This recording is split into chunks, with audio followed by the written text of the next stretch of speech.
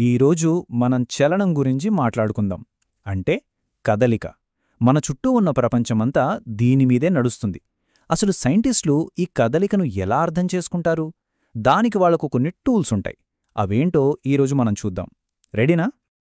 సరే, మొదటగా ఒక సింపుల్ క్వశ్చన్. ఇప్పుడు ప్రశాంతంగా కూర్చునున్నారు కదా, నిజంగా కదలకుండా ఉన్నారా? ఒక్క సెకండ్ ఆలోచించండి. సమాధానం తెలిస్తే ఖచ్చితంగా ఆశ్చర్యపోతారు.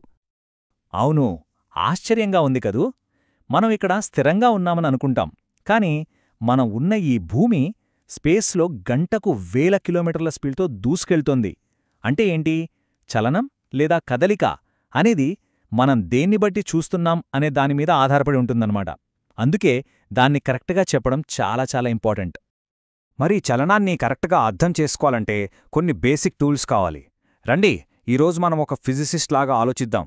మన టూల్ కిట్ని ఆ ముఖ్యమైన టూల్స్తో నింపేద్దాం. ఓకే, మన టూల్ కిట్లో మొదటి టూల్. ఒక వస్తువు ఒకచోటు నుంచి ఇంకో చోటుకి వెళ్ళిందంటే ఆ మార్పుని ఎలా చెప్పాలి? అదే దూరం వర్సెస్ స్థానభ్రంశం. దూరం, స్థానభ్రంశం. వినడానికి ఈ రెండూ మాటలు దాదాపు ఒకేలా అనిపిస్తాయి కదూ. కాని ఫిజిక్స్లో వీటికి చాలా పెద్ద తేడా ఉంది. ఆ తేడా ఏంటో అర్థం చేసుకోవడానికి ఒక సింపుల్ ఎగ్జాంపుల్ తీసుకుందాం. మన ఇంటి నుంచి దగ్గర్లో ఉన్న షాప్కి వెళ్తున్నామనుకోండి. ఇక్కడే అసలు మ్యాటర్ ఉంది. మనం షాప్కి వెళ్ళడానికి గల్లీలన్నీ తిరిగి వంకర్లు తిరిగి వెళ్తాం కదా, ఆ మొత్తం దారిని దూరం అంటాం. కాని మన ఇంట్లెక్కడుంది, షాప్ ఎక్కడుంది, ఈ రెండింటి మధ్య గాల్లోంచి సూటిగా ఒక గీత గీస్తే ఎంత దూరం ఉంటుందో దాన్నే స్థానభ్రంశం అంటాం. సింపుల్గా చెప్పాలంటే ఒక పక్షి నేరుగా ఎగిరి వెళ్ళినట్టు అన్నమాట. ఫిజిక్స్ భాషలో దూరాన్ని స్కేలార్ క్వాంటిటీ అంటారు. అంటే సింపుల్గా అది ఎంత దూరం వెళ్లారు అనే ప్రశ్నకు మాత్రమే జవాబు చెప్తుంది. ఏ దిక్కుకు వెళ్లారు అనేది దానికి అనవసరం. ఫర్ ఎగ్జాంపుల్ 200 మీటర్లు, అంతే, ఫుల్ స్టాప్. కానీ స్థానభ్రంశం అలా కాదు. అది ఒక వెక్టర్ క్వాంటిటీ. ఇక్కడ ఎంత దూరం వెళ్లారు అనే దానితో పాటు ఏ దిక్కుకి వెళ్లారు అనేది కూడా చాలా చాలా ఇంపార్టెంట్. ఉదాహరణకి తూర్పు దిశగా 150 మీటర్లు అని చెప్పాలి. ఆ డైరెక్షన్ చెప్పలేదనుకోండి, ఆ ఇన్ఫర్మేషన్కి అర్థమే ఉండదు. ఇదే ఈ రెండింటి మధ్యున్న మెయిన్ డిఫరెన్స్. సరే, ఇప్పటిదాకా ఒక వస్తువు ఎక్కడికి వెళ్ళిందో చూశాం కదా, ఇప్పుడది ఎంత ఫాస్ట్గా వెళ్ళిందో చూద్దాం. ఇది మన టూల్ కిట్లో రెండో టూల్. ఒక వస్తువు ఎంత ఫాస్ట్గా కదులుతోంది? ఈ క్వశ్చన్కి ఆన్సరే వడి లేదా స్పీడ్.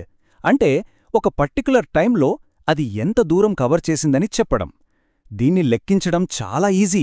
ఫార్ములా ఏంటంటే వడి = ప్రయాణించిన దూరం డివైడెడ్ బై పట్టిన టైం. మనం ఇందాక తీసుకున్న షాప్ ఎగ్జాంపుల్కే ఈ ఫార్ములా అప్లై చేద్దాం. దూరం 200 మీటర్లు అనుకున్నాం, దానికి 100 సెకండ్లు పట్టింది అనుకుందాం. అప్పుడు స్పీడ్ ఎంత? సింపుల్, 200ని 100తో భాగిస్తే సెకండ్కు 2 మీటర్లు వస్తుంది. చాలా సింపుల్ గదా. అయితే ఇక్కడో క్వశ్చన్. స్పీడ్ ఎప్పుడూ ఒకేలా ఉండదు కదా. కొన్నిసార్లు స్పీడ్ పెరుగుతుంది, కొన్నిసార్లు తగ్గుతుంది. మరి అప్పుడు దాని సంగతేంటి? ఆ మార్పుని వివరించడానికే మన టూల్ కిట్లోని చివరి, ఇంకా చాలా ముఖ్యమైన టూలుంది. అదే త్వరణం లేదా యాక్సిలరేషన్. యాక్సిలరేషన్ అనగానే చాలామంది స్పీడ్ పెంచడం అనే అనుకుంటారు. కాని ఫిజిక్స్లో దీని మీనింగ్ ఇంకా పెద్దది. ఒక వస్తువు స్పీడ్ పెరిగినా, స్పీడ్ తగ్గినా, లేదా వెళ్తున్న డైరెక్షన్ మారినా ఈ మూడింటిని యాక్సిలరేషన్ అనే అంటారు. మన డైలీ లైఫ్లో కొన్ని ఎగ్జాంపుల్స్ చూడండి. కారులో యాక్సిలరేటర్ నొక్కినప్పుడు స్పీడ్ పెరుగుతుంది, అది యాక్సిలరేషన్. బ్రేకులు వేసినప్పుడు స్పీడ్ తగ్గుతుంది, అది యాక్సిలరేషనే.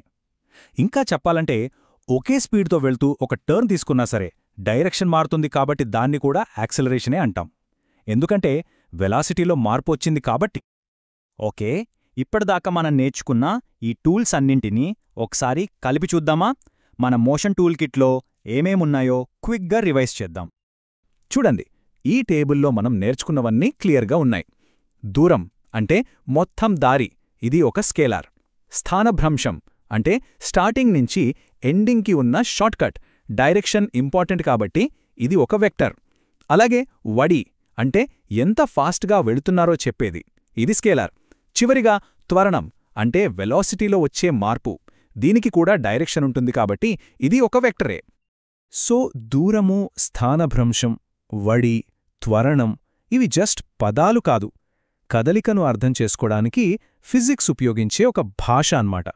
ఈ బేసిక్స్ మీద గ్రిప్ వస్తే చాలు, చలనానికి సంబంధించిన ఫిజిక్స్ని అర్థం చేసుకోవడంలో మొదటి అడుగు వేసినట్టే. ఓకే, ఇప్పటిదాకా మనం కదలికను ఎలా డిస్క్రైబ్ చేయాలో నేర్చుకున్నాం. కాని అసలు ప్రశ్నేంటంటే, ఒక వస్తువు కదలిక ఎందుకు మారుతుంది? దాన్ని కదిలించేదేంటి, ఆపేదేంటి, దాని డైరెక్షన్ని మార్చేదేంటి? ఆలోచించండి. దీనికి సమాధానం మనం నెక్స్ట్ టైం తెలుసుకుందాం.